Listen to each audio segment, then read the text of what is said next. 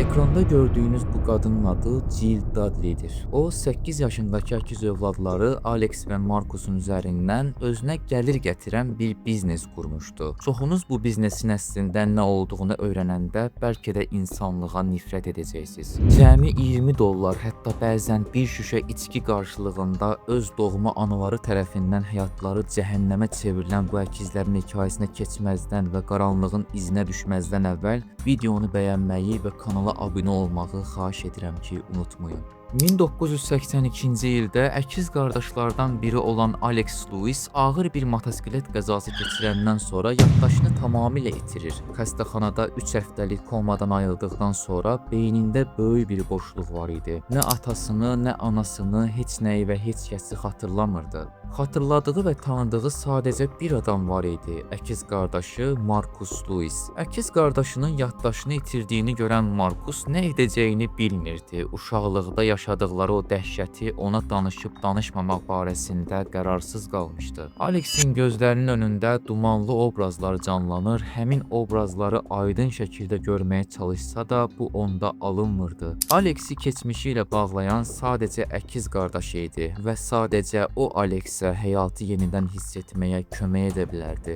Markus günlərlə fikirləşdikdən sonra bu dəhşəti əkiz qardaşından gizlətməyə qərar verir. O hesab edirdi ki, yaddaşını itirməsi Tanrı tərəfindən ona bəxş edilmiş böyük bir hədiyyədir. Əgər Markus hər şey danışsa, onu bu hədiyyədən məhrum buraxacaqdı. Çünki bunun necə ağır və dəhşətli travma olduğunu bilirdi. Danışsa, Alex bəlkə də xəstə yatağından bir də heç vaxt qalxa bilməyəcək düşüncəsi Markusu qorxudurdu. Markus qardaşı ilə birlikdə keçmişdə yaşadıkları uşaqlıq travmalarını, işgəncələrini, əzablarını tək başına bir yük kimi çiynində daşımağı seçdi. Əkiz qardaşı Alexin beyninə yalan xatirələr, xoşbəxt anlarla dolu bir keçmiş yüklədi. Alex sadəcə əkiz qardaşını xatırladığı üçün bütün gününü onunla keçirir, hər şeyi yeni doğulmuş bir körpə kimi əkiz qardaşından öyrənirdi. Alex qardaşına yanına gəlib getdiyi anasının necə biri olduğunu söyləyəndə Markus Alexə anamız şən, mehriban və çox pozitiv bir qadındır. O hər zaman bizi əzizləyib, qayğı ilə böyüdüb dedi. Markus bu yalanları qardaşına danışarkən eyni zamanda anasının Alexi qucaqladığını görəndə axı hansı üzlə bunu edir? Bu necə murdal bir qadındır deyə düşünürdü.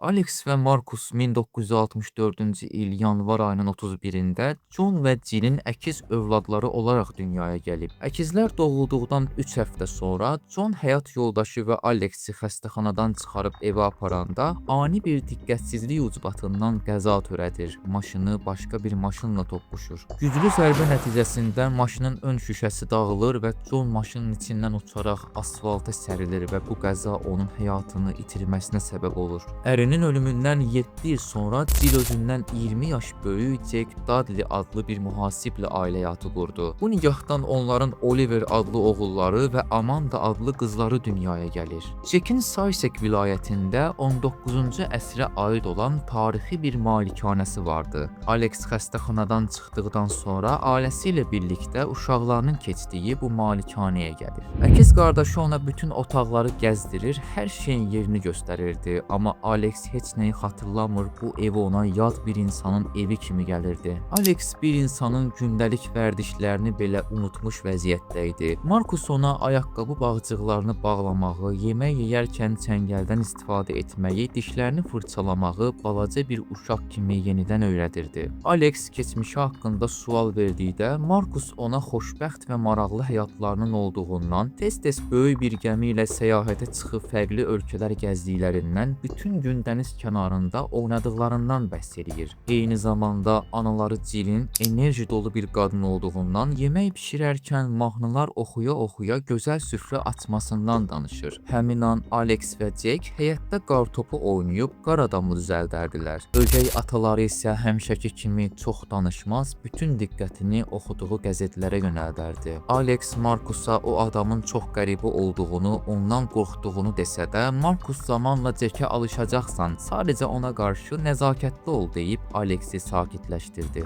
Jack əkiz qardaşlara, yəni ögey övladlarına ağır qayda-qanunlar qoyaraq onlara qulluqçu gözü ilə baxardı. Öz övladlarını əkizlərinin önündə səvər, onlara istədiklərini alar, gəzdirər, əkizləri isə hər xırda səhvlərində vəhşicəsinə döyərdi. Onlara qoyduğu qayda-qanunlardan biri də o süfrə başına gəldiyində iki qardaşın da ayağa qalxıb ona buyurun cənab, oturun deməsi idi. Bu qayda-qanunlar öz övladlarına isə aid deyildi. Axı bu necə bir insandır, ögey də olsalar uşaqdılar dediyinizi eşidirəm sanki. Amma əkizlərə yoldaşından xəbərsiz ən böyük əzabı və ən ağır işgəncəni verən atalıqları yox, elə öz doğma anıları olacaqdı. Jill Dudley qəribə cinsi fantaziyaları olan bir qadın idi. O ərindən xəbərsiz o vaxtın bir çox yeraltı klublarına gedir, cazibəsi ilə bütün kişiləri yoldan çıxarırdı. O vaxtın ən məşhur iş adamları, rütbəli hərbiçilər belə onunla yatır, Jill klubların məşhur üzü halına gəlirdi. O həmin klublarda tanıdığı bəzi iyrənc uşaq həvəskarı dostlarının danışdıqları hekayələrə qulaq asdığında azğınlığı biraz da artdı.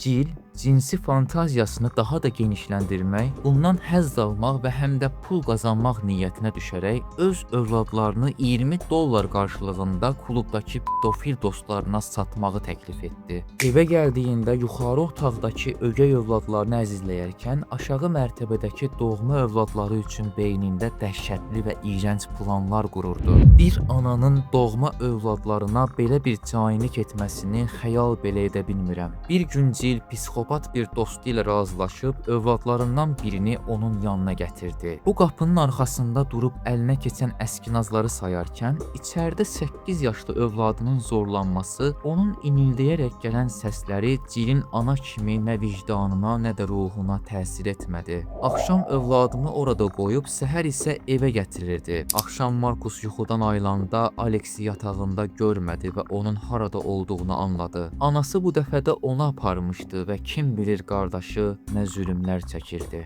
Jill hər axşam övladlarından birini seçib insanlıqdan xəbərsiz bir dostunun yanına gətirirdi. Bəzən $20, bəzən $10, bəzən isə içkiyə qonaq edilmək şərti ilə onları satırdı. Əkizlər bəzən zorlanır, bəzən isə daha murdal bir adamın əlinə düşərək dözülməz işgəncələr görürdü. Markus da bu murdal insanların birinin əlinə düşdü. Anası bu dəfə orada olmağa, olan bitəni öz gözləri ilə görməyə qərar verdi. Jill üçün bu mənzərə nə bir vicdan əzabı, nə də bir peşmanlıq mənbəyi idi. Öz qanından, öz canından olan övladı Markus bir uşağın xəyal belə edə bilməyəcəyi qorxunc anlar yaşayırdı. Bəs bir uşaq hələ reallıqla xəyalın fərqini tam anlamadığı yaşda bu qədər ağır bir əzaba necə tab gətirirdi? İnsan beyni ağrının qaldırıla bilməyəcək qədər miqyas aldığı o kritik nöqtədə fövqəladə bir müdafiə mexanizmini işə salır. Markusun uşaq beyni o qaranlıq otaqda tətbiq edilən ağlasığmaz vəhşilikləri fiziki olaraq hiss etsə də,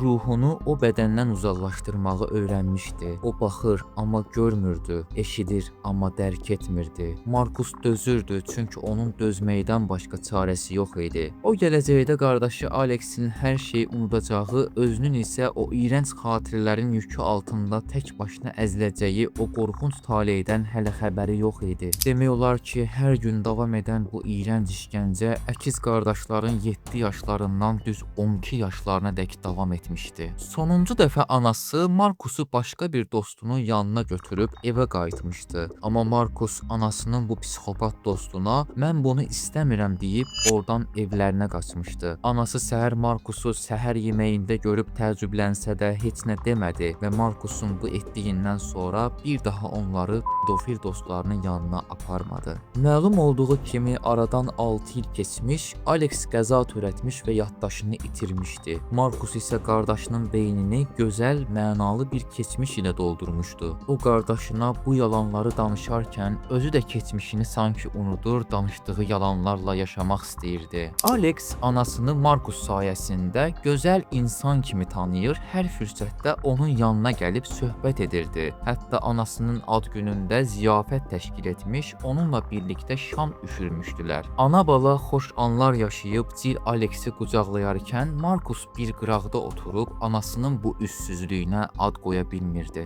Əkizlərin ögey atası olan Jake Dudley bir neçə il idi ki, mədə-altı vəzi xərçəngindən əziyyət çəkirdi. 1990-cı ilin soyuq bir payız ayında o xəstəxanada əkizləri yanına çağırıb onlardan üzr istədi və bağışlanmaq istədiyini dilə gətirdi. Alex heç nə başa düşməsə də, mən səni bağışlayıram, narahat olma söylədiyi yerdə, Markus səni heç vaxt bağışlamayacam deyərək otağı tərk etdi. Alex qardaşının bu sözünə təəccüblənib səbəbini soruşdu. Markus isə cavab verməyib söhbəti başqa bir yerə çevirdi. Markus içdən içə əzab çəkir, hələ də qardaşına danışdığı yalanın düz olub olmadığını fikirləşir və bu fikirlərlə illərə əvəz edirdi. Qardaşlar 32 yaşlarına çatmış, evlənmiş və hər ikisinin 2 övladı olmuşdu. Alex övladları ilə anasını ziyarət edərkən anasının əldən düşdüyünü, xəstə olduğunu gördü. Bu xəbəri qardaşı Markusa da dedi. Amma Markus bu xəbərdən üzülmüşdən çox sevinmişə bənzəyirdi. Alex anasının xəstə halında onun yanında qalmağa davam etdi. Vicdanın və insanlığın nə olduğunu bilməyən bu qadın ölüm döşəyində belə yoldaşından fərqli olaraq doğma övladlarından üzr istəmədi. Sadəcə onlara sizi çox sevirəm dedi və bir neçə gündən sonra 1996-cı ildə vəfat etdi. Qardaşlar hər zaman hər şeyə eyni emosiya və eyni hisslər ilə reaksiya verərdilər. Amma analarının ölümünə Markusun reaksiyası tamamilə fərqli idi. Bu Alexi düşündürür, onu narahat edirdi. Analarını dəfn etdikdən sonra əkizlər malikanədə yığış etməyə başladılar. Ev çox səliqəsiz və dağınıqlıq içində idi. Bu dağınıqlıq və səliqəsizliyin içində isə dəhşətli sirlər var idi. Çoxlu sayda zirzibillə yanaşı evdə dəyərli qədim antik əşyalar vardı. Şüşə bankların içində isə anaları küllü miqdarda pul gizlətmişdi. Hamam otağında böyük bir şkafın içi ağzına qədər X oyuncaqları ilə dolu idi. Əkizlər bunun yanında içi məktublarla dolu olan bir qutu tapdılar. Məktubda isə analarının kişilərlə romantik yazışmaları var idi. Bütün bu tapılanlar Alexi dəhşətə gətirsə də, Markus yenə də bunlara laqeyd yanaşdı. Çünki o onsuz da hər şeyi bilirdi. Malikanədə otaqları təmizlədikdən və səliqəyə saldıqdan sonra növbə analarının yataq otağına çatır. Qardaşlar otaqdakı paltar şkafının içində bir qutu tapır. Qutunun içində isə əkiz qardaşların lümlüt amma üzləri kəsilmiş bir şəkli var idi. Alex qardaşından belə bir şəkil anamızın nəyinə lazım idi deyə soruşanda Alex nə cavab verəcəyini bilmədi. O illərdir qardaşının keçmişini yalan xatirələrlə, xoşbəxt anlarla bəzəyərkən özü bu ağır yükün altında əziyyət çəkirdi. Alex Markusdan ikinci dəfə soruşdu, cavab verməyini istədi. Markus isə artıq susa bilməyib əsəbi bir şəkildə anamız bizi kişilərə satır, işgəncə edir, zorladırdı və mən bunu bir daha yaşamağını istəmədiyim üçün sənə deməyib yalan danışmağa məcbur qaldım söylədi. Alex bu sözlər qarşısında şok olmuşdu. Daha çox şey bilmək istəsə də, acı da olsa bilmək haqqının olduğunu dilə gətirsə də, qardaşı bu barədə danışmaq istəmirdi. Alex axı bir ana öz doğma övladlarına nə kimi zülm verə bilər, nə kimi işgəncə verə bilər ki, Markus bunu danışmaq istəməkdən qorxsun deyə düşünürdü. Dəfələrlə qardaşından xahiş etdi. Bilmək haqqımdır dedi. Amma Markus qardaşının ürəyinə yara vurmaq istəmədiyi üçün susurdu. Alex isə qardaşının bu susqunluğunu xəyanət kimi başa düşürdü. Qardaşlar arasında baş verən bu hadisə onların bir-birindən soymasına səbəb olur. Artıq demək olar ki, bir-birləri ilə nə görüşür, nə də əlaqə saxlamırdılar. İllər sonra Markus dözməyib Alexə zəng etdi və darıxdığını dedi və yalnız bundan sonra onlar yenidən görüşməyə başladılar. Qardaşlar arasındakı buzlar yavaş-yavaş əriyir və onların həyat yoldaşları və uşaqları bir-birləri ilə dostlaşırdılar. Valideynlərindən qalan böyük miras sayəsində əkizlər özlərinə biznes qurub otel işi ilə məşğul olmağa başladılar. Alex və Markus vaxtlarının çoxunu bir yerdə keçirir, daha ailə sirləri haqqında danışmırdılar. Uşaqlıq xatirələri Markus üçün dözülməz idi. O uşaqlıq travmasını heç olmasa bir günlüyünə də olsa unutmağı arzulayır, bütün ruhu yaralar içində idi. Markus həm də xəcalət hissi keçirir, bəlkə də qardaşından həqiqəti gizlətməməli olduğunu düşünürdü, amma ona ən əziz, ən doğma olan insanın ürəyini yaralamaq istəmirdi. Alex 20 il idi ki axtarır, Markus isə 20 il idi ki gizlədirdi. Biri xatırlamaq, digəri isə unutmağa çalışırdı. Əkizlər 54 yaşlarına çatanda Markus başlarına gələn zorakılıq hadisəsini ilk dəfə 2018-ci ildə Netflixin hazırladığı sənədli bir filmdə açıqlayır. Kameralar önündə bütün dünya onu izlərkən başlarından keçən bütün hadisələri əksiksiz danışır. Anasının onları necə cinsi istismara məruz qoyduğunu, onları 20 dollara satdığını, uşaq yaşda zorlandıqlarını və işgəncələrini bütün detallarına qədər bir yandan kameraya, bir yandan isə qardaşına baxaraq danışırdı. Alex qardaşı ilə bu zorakılığın qurbanı olsa da heç nə xatırlamadığı üçün başına gələn bu hadisələri bütün dünya ilə birlikdə qardaşının dilindən ilk dəfə bu qədər ətraflı dinləyirdi. Hər şeyi danışdıqdan sonra Markus son olaraq bu sözləri dedi. Ey ana, ey murdal qadın, sən bunu bizə, öz övladlarına necə edə bildin? Axı bizim cəmi 8 yaşımız var idi. O öldü və təəssüf ki, cəzasız qaldı. Markus fədakar bir qardaş idi. O bu sirri 36 il qardaşından gizlədib, onu qorumağı, keçmişin bu ağır travmasını öz içində daşımağı bacarmışdı. Bugün Markus və Alex birlikdə çox uğurlu bir iş həyatı formalaşdırıblar. Xüsusilə xaricdə otelçilik və daşınmaz əmlak sahəsində çox böyük işlər görüblər. Bir ata kimi övladlarına bir zaman analarından görmədikləri sevgini verir, onları qayğı ilə böyüdürlər. İnsan keçmişini dəyişdirə bilməz bəlkə də, amma o qaranlıqdan çıxıb işığa doğru addımlamaq, belə bir travmaya qalib gələ bilmək bütün insanlığa böyük bir örnəkdir. Növbəti qaranlıq bir tarixdə görüşənədək özünüzə yaxşı baxın. Qaranlığın izindəyəm.